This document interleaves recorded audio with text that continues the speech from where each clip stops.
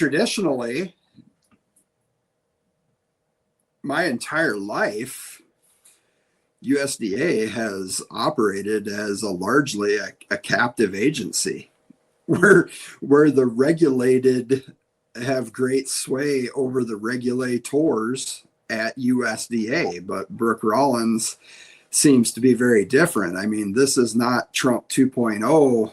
She is not Sonny Perdue, making jokes about what do you call farmers in a basement, a wine cellar, or get big or get out, or, all those euphemisms. I mean, it's pretty refreshing that she ended that interview that went around social media with God bless farmers and America's farmers and ranchers, and it didn't feel like a cliche, or it felt like she felt that way. So I guess I just view that it's our job as ranchers. That's what we need to do. We need to express to her our discontent, and that's why we've been digging into this checkoff, is to show her that she has tremendous authority over this. I mean, technically, that methane project, that is Brooke Rollins' speech, because she has to oversee according to the lawsuits and what we hear, she has to oversee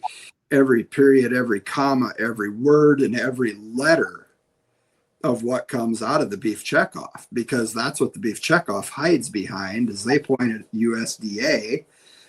So, I think it's just time for USDA to shoulder that burden and make sure the checkoff is behaving. Mm-hmm. Okay. Well, I think that's a great intro to the first question I wanted to ask you. And you can feel free to repeat any of that, and I can also use that. But yeah, the fact that, as we've seen in social media recently, the Beef Checkoff has helped fund projects that are educating students throughout the United States about a variety of different things. One of those things being methane, how cattle ruminant stomachs work, and the fact that they do produce methane, and how big of a percentage the methane being produced by cattle is compared to all the methane being produced in the world. And then one of the pieces that I read about was the piece where the students are asked to write a plan. I assume this is just artificial, but they're asked to write a plan that they would give to a rancher about how they believe that rancher can manage their cattle in such a way as to cause those cattle to produce less methane than they are now. So, yeah, what's your thoughts on the Beef Checkoff funding that? Well, first we have to back up. Happy New Year, Carrie. Happy New Year. Right? We're recording this on New Year's Day. The American cattleman has a lot to be thankful for. 25, it was choppy, no doubt about it, but it was awfully good. We saw record prices, I would say, due to a rally of attrition from short cow numbers, matched by the Maha movement and, the newfound revelation that beef, eggs, and dairy are not killing us. They're making us healthy. That when you eat from those food groups, you eat like a king and not by a peasant, and that it increases your health, not decreases your health. People like Sean Baker have come to prominence over the last few years, talking about lauding the benefits of a high protein meat diet, and that fat is not the enemy. And I think that those things have combined to give us tremendous cattle prices, tremendous demand. And so we have to be thankful.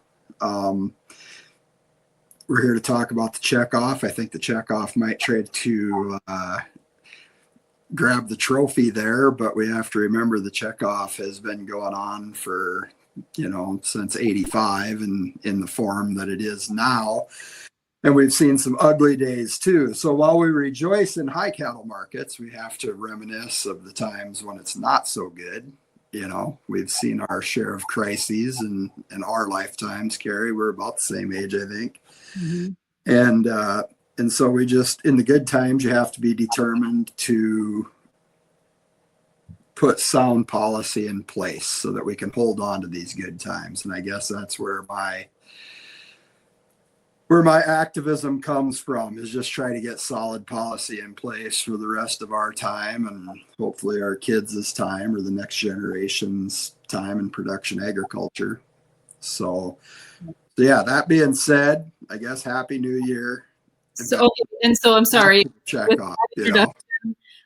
Brett, and I forgot to ask you in our earlier video interview. So tell us who you are and your connection to the cattle industry, if you would. Okay, I'm Brett Kenzy, rancher from South Dakota, farmer feeder, cow calf, partner with my brother, our family, my family, his family, our mother, past president of RCAF USA, current new Checkoff committee chairman of RCAF. And I guess I should qualify that I'm pretty new. And so I am just diving into this, trying to understand. I guess I challenged myself to learn everything about the checkoff. And it didn't take me long to realize that would be like learning everything about physics or chemistry or, you know, but at least physics or chemistry, that makes sense because it really is science. The checkoff, very early on, things move this way and that way, and the money splits and crosses and goes to outside the checkoff USDA realm. And so I guess building on the work of past checkoff activists, we're going to try and figure this out. But it is a lot. It's its own language. It's like listening to a Mexican soap opera. Sometimes you catch a little bit that you understand, and so you just build on that and keep going. But that being said, yeah, I'm Close your eyes and hope to never see it again. Yeah, you know, and it's been a good challenge. There are a lot of resources out there, a lot of data put out, and I think there is a growing sentiment amongst producers that we need to get this checkoff under control. Probably punctuated by your question, long-winded to come back to it. I learned about this methane study, I guess, through Lonesome Lands, Shad and Jim. And, you know, wow, talk about failing to read the room. You know, we've had an election of a president that has changed the trajectory of our country away from all this climate alarmism and put it back on an emphasis towards abundant, affordable food and energy and freedom. And yeah, this methane study, you know, it's provocative and you can edit this out. But the way that I explain to people what this methane study is, Carrie, it's if we were on a stage in front of an auditorium full of people and you had the microphone and you looked at me and you said, Brett, when did you have you quit beating your wife? And I would say, what are you talking about? I'm not a wife beater. And you'd say, yeah, that's what all wife beaters say, is that you don't beat your wife. And so you're saying that you don't anymore? And I say, I don't because I never did. And you would say, well, when did you quit? And you know, you cast an accusation that is so ugly, and then all of a sudden it's on on the accused to prove their innocence. And that's what this methane that's what almost all of the climate garbage is. I mean, there's a difference between this climate alarmism and pollution. None of us want to pollute, but the climate has been going on since before you or I were here, and it'll be here long after we were gone. And so that is a really ugly way to explain how I feel about this methane thing, but it is not going away. Mm-hmm. I think that the establishment sees Trump and his administration as a speed bump. and they see this methane. It's interesting to bring it back to the checkoff. The opening statement is, it's a program of research, producer and consumer information for promotion to improve, maintain, and develop markets for cattle, beef, and beef products. And I think that's this, whether cattlemen agree with it or not, this methane and this CO2 and climate neutrality is a new market that's being developed. And it's a market of invitation, and it's a market of vertical integration and concentrated power. And that's what I see this as. And I hope that this will draw people to reform this checkoff, because it is not fair going after the children of America and claiming that cows are harming the environment, because they're not. Methane is a naturally occurring greenhouse gas that's been around forever. And, it has a cycle. As new methane is expelled, old methane goes offline and begins the cycle again. And so the fact that Farm Bureau thought that this was a good idea to put this study out, that, like you said in the introduction into the question, that cows produce methane. Methane is a greenhouse gas that's bad. It's 10 times worse than CO2. Well, but they don't tell you that it's always been there. That isn't some new toxic byproduct of something that hasn't been happening. This is nature. And to say that cattle are somehow to blame, and that cattlemen somehow need to change everything that they've been doing to create less of it, it is folly. You see the American Angus Association with their quest for genetics. You look at NCBA's climate neutrality pledge to be climate neutral by 2040. You see this now coming into a checkoff paid for by cattlemen. And you can see that the establishment, which is what I call the groups that are put in charge of administering the checkoff, NCBA, Farm Bureau, LMA, Meat Institute, USMEF, and I think USCA has an AR. USCA, I might not quite call the establishment. They're dabbling in there, but I think that they wanted a seat at the table, and now they're finding out how dangerous that can be. The establishment wants this methane thing really bad, and they want this greenhouse gas obsession really bad, because it's going to help them capture the industry. In my mind, the black shirt feeders, you look at dairy on beef, none of that would be possible without government money flowing in, capture methane, so it's the government is not only funding that concentrated, vertically integrated production, they're funding, the methane digesters and all that. And the government is paying to change our industry from widespread, diverse, family based agriculture to this highly concentrated agriculture. And I guess the last thing that I can say about it is they're trying to turn cows into pigs. The miracle of a cow is to be able to eat roughage, convert that into protein, and it becomes a wonderful food source for humans. Not to mention the byproducts have, incredible value to different production systems of things that we need as well.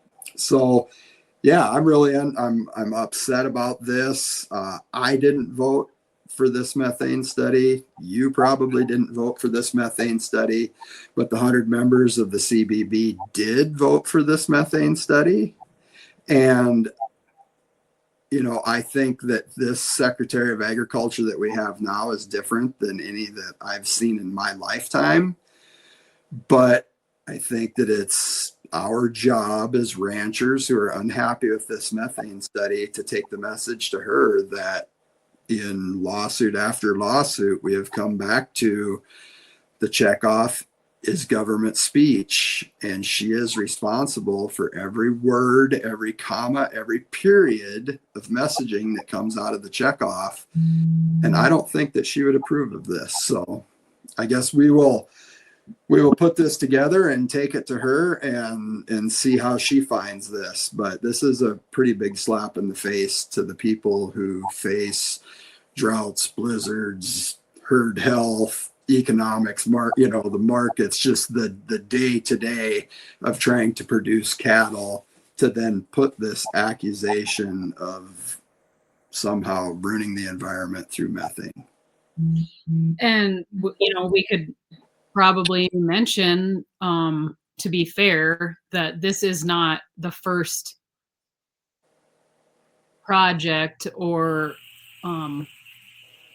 effort to come from the Beef Checkoff on the methane side of things, or greenhouse gases. And the Beef Checkoff, from what I've been able to see, has been involved in like the U.S. Roundtable for Sustainable Beef and the Global Roundtable for Sustainable Beef. And so is NCBA, which is funded by the Checkoff. So, this could be just following a pattern of whoever makes these decisions deciding that, I've seen them say multiple times, we need a seat at the table. And just like you're saying on these conversations, that do we as an industry want to go down that path? Do we want to admit or to something that we may not believe that we are guilty of or that is even a problem? So, I mean, I guess that's just maybe just a comment there that, there's been several other areas where the Checkoff has been involved in talking about what the cattle industry needs to do to lower our impact on the environment or lessen it or whatever. So, yep, that's a great point. I mean, exactly as you said, seeing that WWF panda right alongside of our Checkoff logo, that was probably, before this methane study, that was probably the most egregious thing that I had seen happen. And of course, we get, in response to our questions about that, we hear that they have to have a seat at the table, and I guess to go back to my classification of a lot of these Checkoff contractors as the establishment is largely fueled by global ambitions. And when you look at the beef industry long-range plan, and I would urge everybody to go look that up, because you can go to the Checkoff website and they proudly link right to this plan. I mean, it is just filled with globalist terminology, stakeholders, continuous improvement, sustainability, and there's a language that these globalists that want global control of everything that they use, and it's definitely everywhere in Checkoff media publications. And again, to go back, read the room. I do think that they see this Make America Great Again, America First administration. I think the establishment sees them as a speed bump. Again, that we're going to go right back to this. They're keeping the door open to Europe and the UN and all of this climate fueled ESG garbage that, as we sit here, we think it's behind us, but no, there's a lot of money invested into that control scheme that picks winners and losers, and that is not freedom driven or capitalist in any way. And I just think that it's our job as American people, if we believe that we have turned the corner away from that and back towards sovereignty and true capitalism, that we need to do our part, especially on this Checkoff where we're paying for it, to reorient that towards lauding the benefits of beef. And it's not RCAF's stance, but it's long been my stance as I've stood aside and watched the Checkoff. There's three things that the Checkoff ought to promote, and I call them the three people. It's the people, the product, and the process.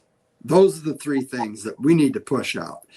Show them the people that raise their cattle and how we're spread out and how we are our own first responders. And, we work as a family or as a team to battle the environment at times and to harvest the fruits of the environment for the day when we're going to battle it. The process, the miracle of the ruminant stomach. This methane thing is so backwards. They're charging that the cow is hurting the environment, but the cow is nature. She is eating this carbohydrate that's useful. You and I could sit down and eat a bale of hay and it would do nothing for us nutritionally. But you feed that hay to cattle and then eat the beef derived from the cattle, and it's made for us. We've evolved over time. The strong have evolved by eating meat. And I always want to throw out, I was pointed out to me when I first started working for the stock growers to remind people that the cattle, the grass and hay they eat is a renewable resource. Yes. That makes the grass healthier, and it comes back next year just as strong, if not stronger. Yeah. So, and ultimately the product, just how nutritious it is. And that's where we thank the Maha movement, and so, yeah, it's pretty, I guess I don't have the words, and I'm not going to give them the joy of seeing me hop up and down and have puppies at how upset I am over this methane study. But, Farm Bureau, my lord, and the CBB, I would really like to see them defend this. Honestly, I would love to see the real CBB members that supposedly approve this, and then too, and I think that we have to give the Secretary of Agriculture a chance to explain whether or not she agrees with this, because again, our checkoff needs to be celebrating the ruminant, not trying to change it. Right. Yes. So. Okay. Very good. In your research on the checkoff, one of the topics that's talked about often is influencing policy. Is a checkoff legally allowed to influence policy? And are they are our checkoff dollars being used to influence policy? Yes. And again, these interviews are so hard because you start here, you go there, you go back and forth. But to go to that specifically, I guess I would urge people, you can go to the Checkoff website and they have a link right to the act and the order. The act is the actual act that was passed by Congress in 1985.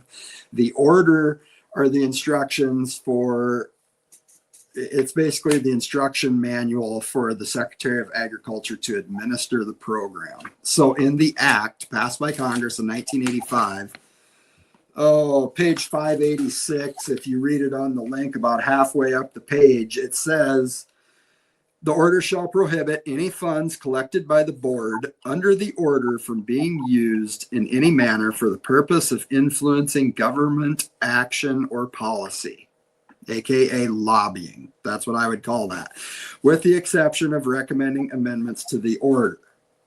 So I read that as the checkoff could lobby to improve the checkoff itself. Mm-hmm. But they're not allowed to lobby at large on beef industry policies. Okay. And so what I think, and what I would like to challenge again, the Secretary and Congress via the OFF Act, and the OFF Act, the big prohibition that all of us support the OFF Act, and we can talk about that more later, is to ban lobbying by the checkoff. Again, we go back to the act, it's already banned, but I would say that the USDA has been largely captured by the establishment organizations, and so they've ignored the rules that they don't want to play by. So that's where the OFF Act comes in. It's basically just restating the rules that supporters feel are important for the USDA to go by. So we read the act, it tells us that lobbying is prohibited, But then we go to that beef industry long range plan, which to me is the smoking gun of all of this. Honestly, you can be upset about this AR, that AR. You can be upset about implementation fees that NCBA pays itself very, very handsomely to handle these ARs. Mhm. But when you look at the beef industry long range plan, right at the top, circled in blue, it lauds strong policy advocacy. Mhm. The checkoff can't do that. That's not what the checkoff was for. The checkoff is for beef promotion, education, and research. And I think that as Americans, we have grown numb to government waste, fraud, and abuse. I mean, we roll our eyes. It just is the way the government is. Right. But it's different when they take our dollars specifically and turn them around and shoot it right back at us. Right. And so, and there's very specific rules for how that dollar is supposed very to. specific. And again, and I'm not indicting this Secretary of Agriculture or this USDA, but I mean, these are the things that I'm trying to put together to take to the board of RCAF on the checkoff committee to take a strong look at, because I think so much reform, again, because the Secretary of Agriculture is supposed to have explicit approval authority and administrative authority over the checkoff. I think that she could do a lot to clean it up, because everybody has their feelings about the checkoff. Some people say get rid of it. Other people want to give $2. Well, for the $2 people, some people already are giving $2. You can give $10 a head. You can send them $1 million if you want to. There's no cap on what you can put forward. Some people want other people to give $2. Well, I mean, and that's it. But I lost my train of thought, I guess. What was I saying? Sorry. I get going and I get crazy, but I think that a lot of the reforms can. What do I think of the checkoff? Because it's public speech, so it's like politics, right? Avoid religion and politics, and you'll get along fine. But I have thought that we need a checkoff. We do, and I understand the claims that it can't be voluntary because then nobody will pay it. But that's not necessarily true, because the checkoff, the whole idea started out voluntary, and I got that from Lisa Zaleski's book, A Buck Ahead, where it talked about the meat board, and it actually promoted all kinds of meat, not just beef. It was beef, pork, and lamb, if I remember right. I don't think chicken. The word check off is derived from. You check if you want. Yeah. And I mean, to chase another rabbit, I don't think Lisa Zaleski and I would agree on anything politically, but we do agree on the checkoff. And that's kind of the beauty of the off act of a lot of the checkoff reform stuff, is that's where it's not a partisan thing at all. It's more freedom-minded American versus the globalist oppression movement is kind of what it's kind of become. So I think that we need a checkoff. Another thing that I think that I need to put out there is that I appreciate a lot of what these state beef industry councils do. I think there's a lot of good people at the state level. I think that South Dakota has done a really good job with a lot of the things that they do. And a lot of those people are working as volunteers, just like a lot of us at RCAF are in all these organizations. And so that should be appreciated. But I think that they need, instead of seeing me as the enemy for drawing exception with the behavior of the national checkoff, in a way, I'm trying to protect them, because if the national checkoff doesn't get cleaned up, I see a day when it all goes away. And then we don't have any beef promotion, education, and research. So I don't know. Right. It's like a lot of things. the poison pill in my mind with the checkoff happened when in 1985 in the act where they used existing established or establishment organizations Right. to perform the functions of the checkoff. Well, when you have lobbying organizations and all of a sudden a pool of money appears, it's just too much temptation. It was doomed from the start. Right. And so we need to get rid of that. Honestly, in my heart of hearts, I would love to go back to a voluntary checkoff. I would be a huge promoter of it because it would totally refocus everything. We would go away from methane. We would go back to the product that we actually produce and the merits of it. And so I just wanted to throw that in there, even though that's kind of another, geez, I chase rabbits like crazy, but I'm not averse to the idea of a checkoff. But this, like we talked about earlier, the WWF, the panda beside the checkoff logo, now we've gone right to the methane. And with everything that continues to plague agriculture as far as methane and CO2, even though we're supposed to move away from it, it just kind of worries me that there's a lot of power out there that's going to hold on to this. Right. Right. Okay. So as you read the opening line of the checkoff or of the Beef Act, I believe, is to increase demand for beef and cattle or market beef and cattle. Well, it's a million times, but to enable cattle producers to establish, finance, and carry out a program of research, producer and consumer information, and promotion to improve, maintain, and develop markets. So it's more about markets for cattle, beef, and beef products, which increasing demand would increase your market. Okay, so has it done that in the years that it's been in place, and has it helped in keeping producers viable? We've had, like you mentioned, we've had a lot of ups and downs. We're in a good spot right now in the cattle price cycle, if that's what it is. What role did the checkoff play in getting us to where we are for our cattle prices? And has it done its job to keep us viable as producers? Well, it's interesting because the mandated checkoff came to be in 85. I was 13 years old. I was too young to vote for it,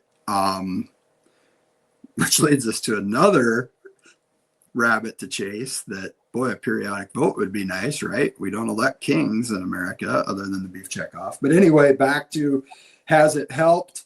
I'm sure that there's been things that it has added, but overall the trajectory, it hasn't been enough because we've lost half of our cow-calf producers, 70% of the independent feedlots, farmer feeders like me, that are further and further apart. We've lost a lot of our USDA packing plants due to consolidation, where we used to have a pretty widespread processing capability. Now, we don't have to beat that, but everybody knows how concentrated our packing is. And honestly, our retail, can all that be blamed on the checkoff? No, but I think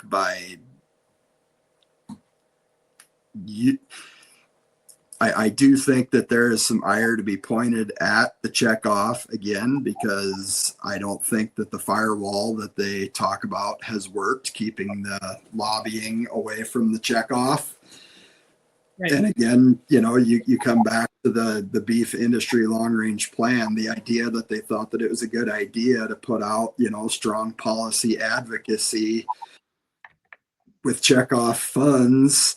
That just goes back to it. And I mean, they talk about policy and supply chain viability. That reads like we are going to protect this system as it is from any change, which largely is what those establishment groups that handle the ARs do. They're against MCOOL. They're against checkoff reform. They're against packers and stockyards enforcement. They're, against, they're for mandatory ID.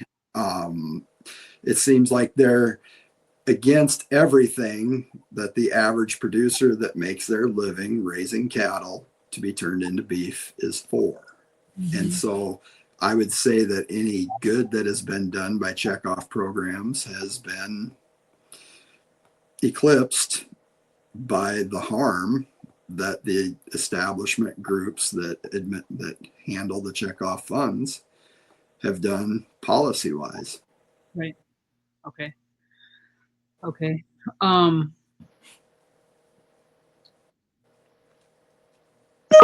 you bring up when you talk about COOL, obviously RCAF has been a promoter of mandatory country of origin labeling. Some groups haven't, including like NCBA, that is the biggest recipient of checkoff dollars. So one thought I've had is that we've heard one of the arguments NCBA makes against mandatory COOL is they claim that the consumer does not care where their beef comes from or doesn't care enough, and that they only care, they're price shoppers, and that they've done research to prove that the U.S. consumer will choose cheaper beef over U.S. beef. Where does that play in as far as why do we promote our beef then at that point? And why do we worry about improving carcass traits? And why would you why would you go blow your brains out at a, sorry, people get mad at me when I use that. That is a bad way to put it, but that's just sale barn lingo for just losing your friggin' mind because you get your heart set on a bull or on a set of bred heifers or whatever. Yeah, why go through the work of all this premium when the alternate message is that least cost producer is all you're supposed to be? When we were in college, Carrie, you went to SDSU the same time I did, I think. I didn't know you really, but whatever, we were there. But that's what I remember the narrative as being in the 90s is least cost producer, anything you can do to cut costs, because we're a global marketplace now, and you got to compete. Well, you can't compete with people from temperate climates and tin huts and no environmental or labor, health standards. And so, yeah, it's schizophrenic, honestly, Along with that, not only be the least cost producer, but improve, this continuous improvement concept of, just like you said, you need to buy better bulls, you need to rotate pastures, and, for one thing, things that a rancher with common sense knows how to implement those on his own operation, doesn't need to be told necessarily, but, a reminder never hurts, I guess. But, why do the same groups that push these specific cattle management techniques that are going to improve our carcasses, whether again that's genetic or feed or whatever, which do cost us more? It costs us more as ranchers to raise those higher quality cattle.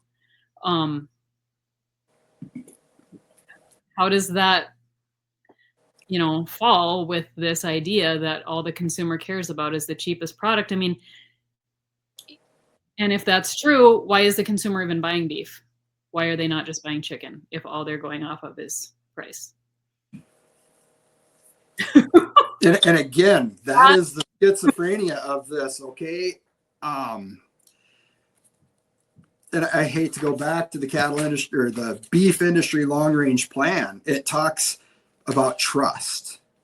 It talks about American beef production, American beef quality, but then it can't promote American beef because it only promotes a generic product. I mean, LMA, Livestock Marketing Association, did a First Amendment trial in the courts way back. I think that was the first major one. Yep. And that was the premise of it, is this generic, you can't force us to do this generic promotion because we produce a premium product. It's government speech like you talked about. Yes. I mean, so you have, the checkoff was meant to be the bridge between the cattleman and the consumer. That's the way I think. I think that well-meaning people back in the 80s, I think that that's what they wanted it to be, was a way to communicate between the cowboy and the blue collar family that's celebrating a birthday or a promotion by having a steak. That's what I saw it as.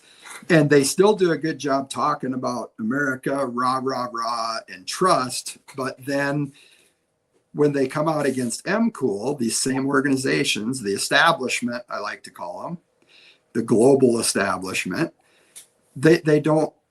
This morning at 7:00, the first text I got, Happy New Year. No, it was, have you seen what NCBA put out on RFD TV, that they're against MCOOL?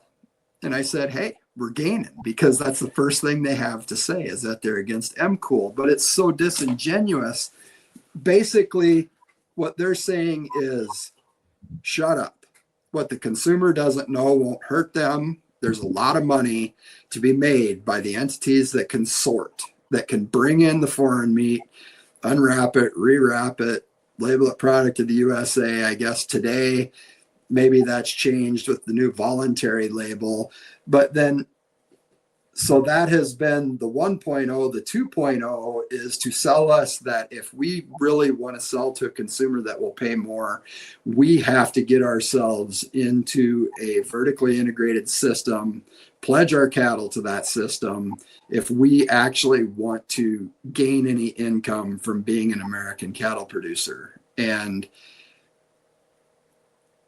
it's just all about consolidation and concentration and control, in my mind. I mean, as Americans, if you can't look at the American flag in your neighbor's yard and feel good, then I don't understand you. It's what feeds us all. It's the foundation. You build your house upon a foundation of stone, right? Not of sand. And that's what country of origin labeling is to me, is having some pride. And the fact that the checkoff, they told us for years, beef is beef, whether it's from Manitoba, Mazatlan, or Manitoba. Yeah, whatever it was. It was a play on the M's anyway. But to have your checkoff say that, well, we're paying for it, it's pretty hard to swallow. So again, and that's what we're coming back to, is that you have these organizations that lobby against the things that real cattlemen want, that would serve and really build trust with consumers like MCOOL, and to have them administering the checkoff and saying, you might be able to clock out of one office into another office, but that ideology is ingrained. Right. The firewall burned down a long time ago, I think. Right. Okay. All right. And one of the last questions I had for you, again, kind of references back to the conversation we were having about influencing policy and whether or not the checkoff can do that. Obviously, the Act and Order calls on them not to. And this is kind of older news, I guess, because several years ago, there was an opinion piece put out by their CEO explaining why, in his opinion, imports are important for the cattle industry. And I talked to him about that, and because that to me seemed like lobbying, but it didn't to him. So, what's your take on that?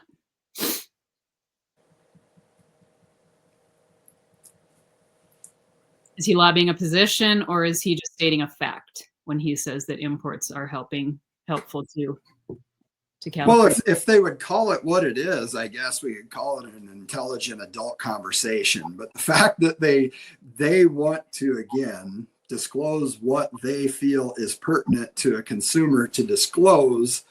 The people that are advocates of M-Cool and American beef, I don't think that we are generally averse to imports. We have to feed a nation, but what we want to do is create a system that allow us eventually to outsource the imports, right? Or instead, domestic production is being outsourced to other countries, but we want to create an even playing field, again, based on trust, based on Americanism, that some groups use as a talking point, to actually employ that to create a system that will allow us, not gift us, not subsidize us, not give it to us, but allow us to do the work to feed America with American beef. A guy that we bought a couple loads of calves from wheeled in here before the first of the year, and he comes carrying a bag, and he's got 2 bottles of whiskey, and he's grinning like crazy just to thank us for buying his calves. And he pulled up in a new pickup, and I don't know what he drove before, but whatever. I mean, his calves sold good, and he had probably limped his other pickup along, and he made some money. So what did he do? He spent it on himself. He was pulling a stock trailer. It's not like some trivial investment that he made. It's something that's going to help him to produce later on. And that's what producing in America does. American beef eats American corn. It pays American property taxes and sales taxes, and creates that 7-to-1 economic pump that goes through local communities and spreads out as a whole. So as far as him, where it gets disingenuous is that he wants to promote imports, but keep that to himself. I think was that the article where he went on to say that the Checkoff could actually promote American beef if it wanted to? Well, so was that Greg Haynes? It was Greg Haynes that wrote this opinion piece. Yeah. And then I also did a story on whether or not the Checkoff can promote USA beef. I don't think that was really tied to this opinion piece necessarily, but I interviewed him and the attorney for the Checkoff, which is Wayne Watkinson. And they both told me, and I had heard, and it had been said on the court record years before, that the Beef Checkoff cannot promote US beef. But those 2 men both told me that yes, it can. Now, neither of them could tell me who it was, because in the court record, it doesn't say. I can't remember it now, but I read the record, and it just comes from USDA. There's no name of who it was that said that it's not allowed to promote US beef. But now these 2 men told me that it can, but nobody knows that, and it never is used for that. So anyway, so yeah, so his opinion piece, I just looked it up here the other day. He wrote it in the year 2000, and basically it was just like an open letter to Checkoff contributors, just explaining in his opinion why imports are important to our industry. And at the time, cull cow prices were quite low. And so I remember I emailed back and forth with him a few times, and I told him, I said, that's a hard pill to swallow for people selling cull cows for $250 a head, or, whatever it was. I don't remember, but we didn't see eye to eye on it, I guess. And so that meant never, I don't think I ever wrote anything on it. I just had an exchange with him about it. But that was my point to him, was how do you feel that you can take this position on what I consider to be a political issue? And he said it wasn't, it was just fact. And again, the fundamentals are easy. It's easy to ignore the fundamentals when you're winning, right? When you're 30 points ahead in the ball game, you don't have to follow the ball when you shoot, whatever. You're just out there having fun. And that's kind of where it feels like that we are right now. But we need to remember that the step up has occurred, right? We sold our calves really high. Now the people that we sell our calves to, your feeders, have bought those expensive calves, so he's got to have it on the end. So now really the pressure is on us, and the fundamentals are incredibly important, because as much as I value the money I make, I value that the person that buys my feeder calf has to make money and stay viable in order to be there again. So fundamentals matter.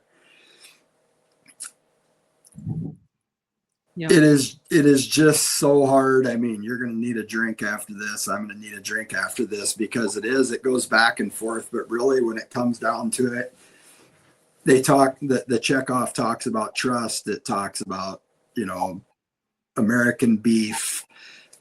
We've got to get back to that. And I don't know exactly how, but I guess what I'm doing is I'm trying, as the Checkoff committee chair, I'm trying to make a list, 3 lists really. One is a list for cattlemen, producers who care. The other is for Congress. And the last one is for Secretary Rollins, on things. We're trying to get that list together on what each can do to try to get this thing back under control. Because the methane thing it's out of control, Carrie. The American Angus Association and now the Checkoff, the government money that is subsidizing our replacements in terms of like the black shirt feeders, where, those calves, they never see grass. And that's not what the buying public thinks of when they get a good steak. They think of the cowboy. They think of cattle on pasture. I don't think they're averse to the fact that cattle are grain finished for a period. We give them a good life, and we want it to be better. Right. But to that point, to me, there's nothing more ironic than this concept of climate smart cattle production being on concrete. There, like you said, the calf's entire life on concrete, all the feed hauled in, all the manure hauled out, this continuous, lack of utilization of the natural resource of grass that grows with no effort except water and sunshine. Yeah, it's interesting that that's what we're using to become more climate conscious. Well, we have to be aware that there is a movement towards making these cattle into pigs, because what you can put under a roof, you can control. There is some utopian vision of the only thing being outside on the rangeland or buffalo you can't eat and horses you can't ride. And all of the ag production's got to be rammed into a building. And, the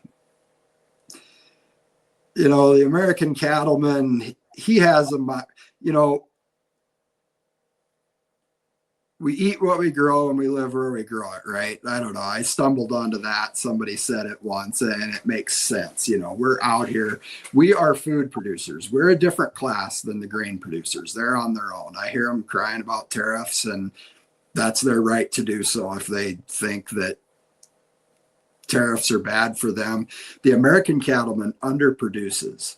We are on the verge of an economic explosion in rural America because of beef demand, and the demand especially for American beef. So, we can drive the economy of rural America forward and bring back vitality like we haven't seen for a long, long time. But we've got to be able to promote American beef. We can't be ashamed of doing that. We have to promote the cow and what she does for nature. And we've got to get this Checkoff back, because it's being used as a lobbying tool by the establishment for globalism and concentration. And that's not what I want. So I guess I can't do it myself. If cattlemen, we did a referendum petition a while back, and that's one of the things that will go on the list that are possibilities of ways that we can do it. And, if you're mad at NCBA or you're mad at the checkoff, that's great. It's good to know how you feel, but nobody cares how you feel. It's about what you're going to do. You know, we ran that referendum petition, and everybody that I caught by the sleeve and said, excuse me, would you sign this? They signed it, no problem. But I can't catch 60 or 80,000 cattlemen that are spread out. And it was during COVID too, which made it like even harder. Right. People are going to have, if we can find a productive pathway forward, the American cattleman is going to have to go to it. We can't drag them along. And I don't have all the answers, but if we can find something to put out there as a initiative to go forward and get this checkoff back under control, the people whose livelihoods depend on it are going to have to come to it and go to it.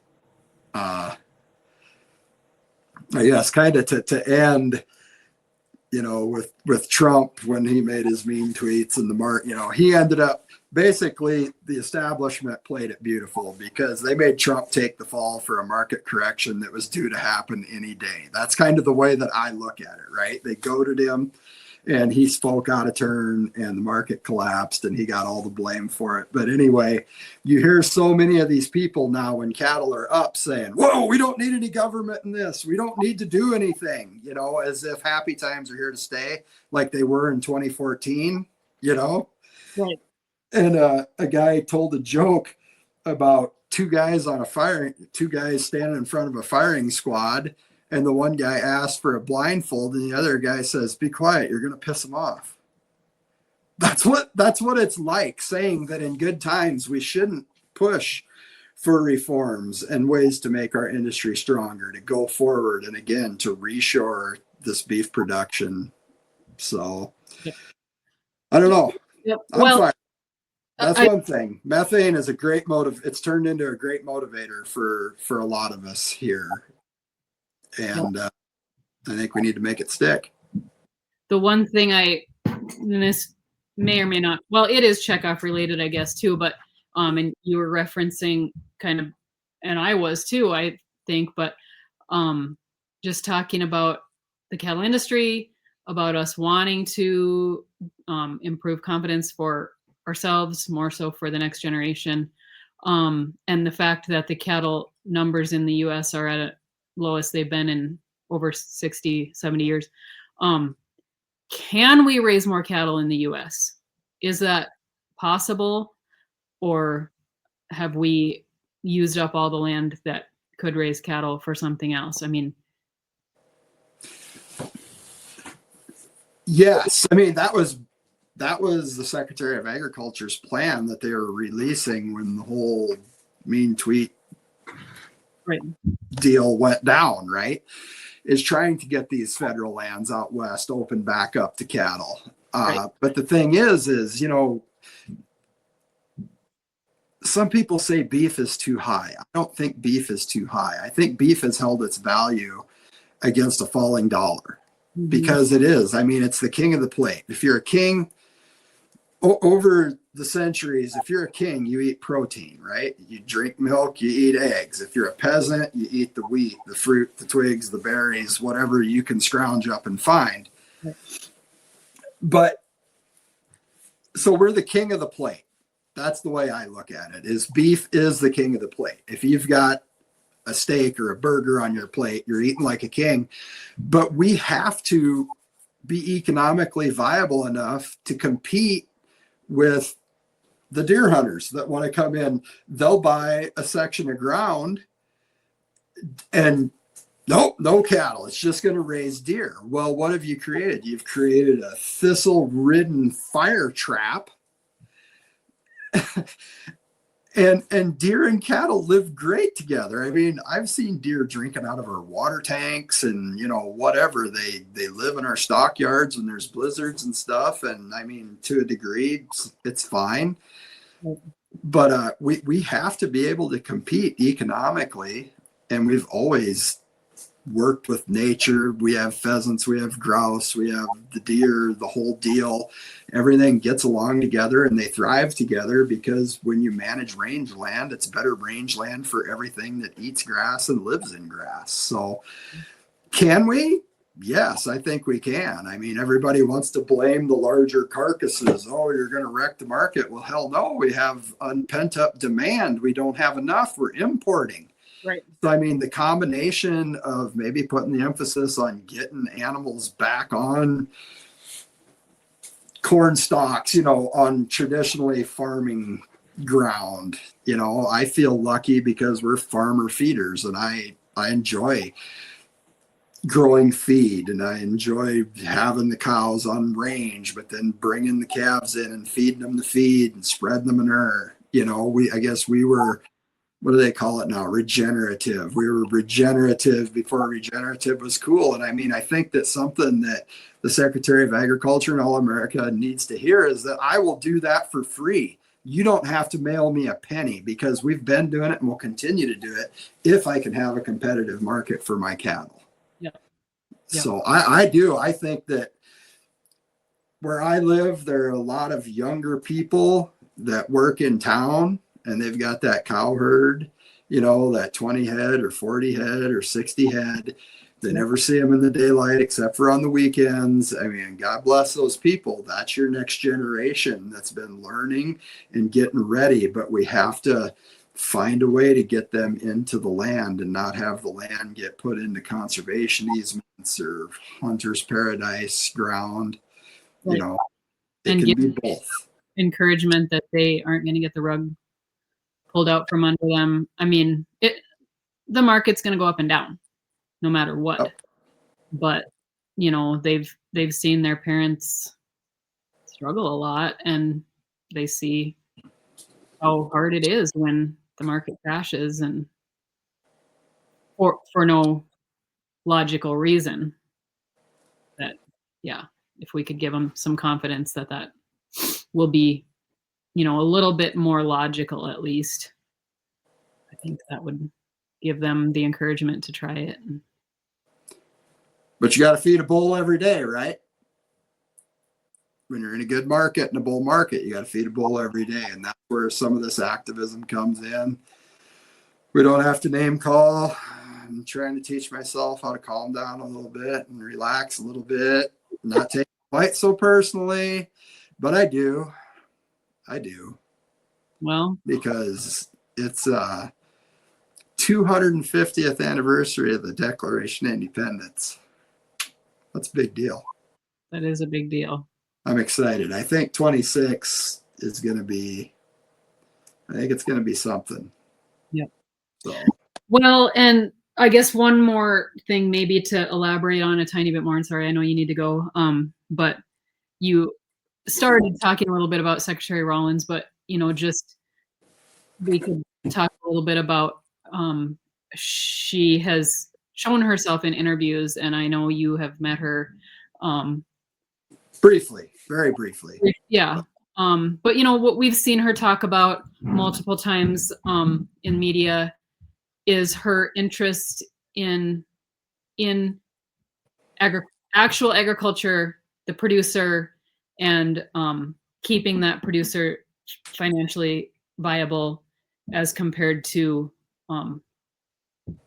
being so concerned about the investors and corporations and whatnot. You know, she's just in that most recent interview, she talked about the importance of, I can't remember the term she used, but sort of like deconsolidation. And that's a totally different message than we've gotten in the past from secretaries of agriculture. Definitely. I think that you got to realize she is at the head of 100,000 employees. Could you imagine? You know, I remember when she came in, and a lot of people were, oh, yeah, she's just whatever, blah, blah, blah. She doesn't know how to do this. And I said, when you select a Secretary of Agriculture, she doesn't have to have a corn yield award record for her state. She doesn't have to have the purple ribbon at the county fair on her show steer or whatever. What you need is somebody that understands government's role, understands the agency's role that she's in, and has the ability to manage the people under her. And I think that she's done a good job, but imagine 100,000 people. And inertia can be a bitch. And I think that that's what she's dealing with now, is a lot of the inertia, over the personnel that oversee the checkoff. But I think that if we can plead a good case, I think that we can make these adjustments. I mean, what I do appreciate about her is that I don't think that she wants to destroy anybody. I don't want to destroy even the big four packers, whatever. We need packers, and packers need us, and we find a way forward to live and let live and keep this country fed. But that being said, the power of a few percent can't be overstated. If you look at I think it's AMS puts out that chart that shows the farmers' percent return. And, we think that we're living pretty good here now. Our cattle are worth something, and we're getting some return on investment. And we're still only at like 50% of the consumer dollar coming back to the rural America, 50 to 52, whatever, just like in 2014. That was the last time that I think that we felt like we were prosperous. If you go look at, it seems like all the pickups and stock trailers and tractors and equipment were bought in 2014, and then they were limped along until now, and a few people bought in between there. But so, 50%. And we think that we're living large, whereas the year I was born in 1972, I think it was like 68% returned. Mm-hmm. And so, but then you get into COVID and into those down years, we were, under 30%. So, just every percent that we get back of that consumer dollar to the people that grow the food incentivizes more production, incentivizes us to buy more equipment, gives us the ability to compete against the big game hunters for the ground next to us and all of that. And I think that she understands that. And I think that she doesn't want to correct. She realizes that you have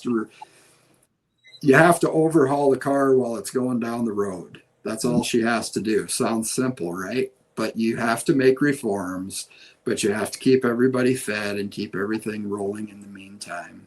And, I guess that's our efforts at RCAF. I think that we're grown up, and I don't speak for RCAF. These comments are all comments that I am putting together to take to the board. This is not RCAF. I'm just an advisor to them now, and they can do what they will with it. But I just think that maybe she sees that RCAF, we've been framed as a bunch of just angry, down people that are unhappy about everything, when the truth is far different than that. We're the people that have believed in something, and we're trying to hold our government to account so that our children might, get at least the opportunity to do what we've done, because it is a good life. At least it's real. Yep. So. Wonderful. Okay. Well, I see people needing you. Yeah, your doors are swinging now too. But no, it was nice to visit with you on New Year's, and I'm excited about what's to come. And I hope that people will stay tuned. We're going to try and get that list of possibilities and things that we can do to try to reform the checkoff. And just wishing everybody a healthy and prosperous new year. Okay.